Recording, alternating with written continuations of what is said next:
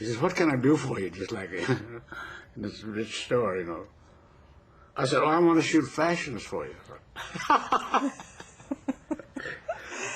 He said, we get our fashions done in New York and Paris and so on. And he's pushing me out the door. Madeline, who looked to be 15 feet tall, was waiting on one of our customers, rich customers. And she said, Frank, what does the young man want? Just like that. Frank said, he wants to shoot fashions. By that time, Frank had me out the door. She said, well, Frank, just how do you know he can't shoot fashions? Just like that. She says, come here, just like that. Frank said, groaned. I said, oh, my God, you know what I mean? So I walked in and said, can you shoot fashions, young man? And I lied and said, yes, ma'am. So she set me down in a chair. She said, have you got any of your work with you? I said, oh, no, ma'am, I don't have any of my work on there. She said, what makes you think you can shoot fashions? I said, well, I've seen Vogue and I've seen Harper's Bazaar and so forth and so on. I've watched those magazines and I know what I can do. She said,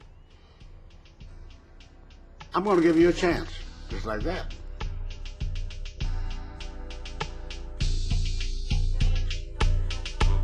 Gordon Roger Alexander Buchanan Parks was a brilliant artist with many talents.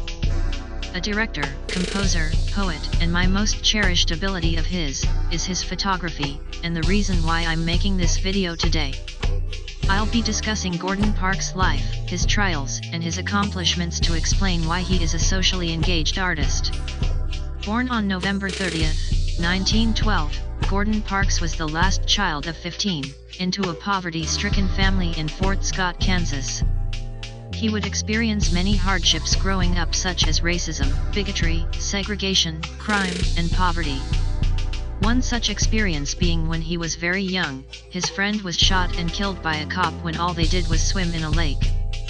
The schools he attended were segregated, and would often be told he shouldn't waste his parents' money going to college because Negroes would only amount to porters and maids. But because his parents pushed him to be greater, he went further than what society tried to make him out to be.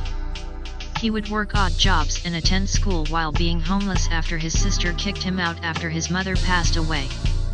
While working on the Northern Pacific Railroad in 1937, he sees a movie called The Bombing of the USS Panay, where he becomes inspired by the photography by the US Navy, and goes to a pawn shop to buy his first camera. He declares his camera as his weapon of choice. His photography career began in 1940 when he went to a high-end fashion store, mostly geared towards women, called Frank Murphy's. His photography is the most inspirational work I've ever experienced. He tells a story without having to say a word. He would go on to become a photographer for Vogue, Life magazine, where he'd photograph fashion for Vogue and poverty and crime for Life magazine. Later on in the 70s, directing 2 movies, Shaft and The Learning Tree. Gordon was working on a project about poverty in Chicago's South Side when he met one of the FSA photographers, Jack Delano. Jack Delano saw my work and said, you should come down and work for Stryker at the Farm Security Administration in Washington. I didn't really know anything about Washington, D.C. I thought it was a seat of the government, a place certainly democracy would hold forth. Roy Stryker sensed this in his first conversation with me and said, I'm going to give you a little assignment today. Put your camera up on the shelf, go to Julius Garfinkel's department store, buy yourself a top coat. Across the street there's a restaurant, get something to eat, and cat a corner from that is a motion picture house. Go see that film and let me know what you think about it. A strange assignment. Well, when I got to Julius Garfinkel's, the 3rd floor to buy a top coat, nobody could find my size, but they didn't try to find my size. I want to talk about one of his first professional photos that he titled American Gothic. After realizing the very clear sign that Jack Delano didn't want a black man working for him, Jack left and Gordon noticed the woman cleaning the building. A woman by the name of Ella Watson.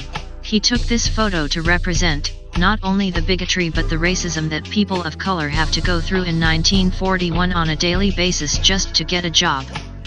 The photo itself tells you the story of a woman who has to keep a place that black people built, in shape for a country that wants nothing to do with us. His work is a representation of the hardships black people experienced every day, as well as his childhood wrapped into a bold photo that he wants to show the world. I believe Gordon Parks was a brilliant socially engaged artist because he experienced the problems he showcases in his work, and as a journalist working for Life magazine was able to announce poverty, segregation, and racism. I also believe that he was astounding in all of the works he created and proved a point that black people can do anything, especially for the time that he was living, as he was the first black man to do many things.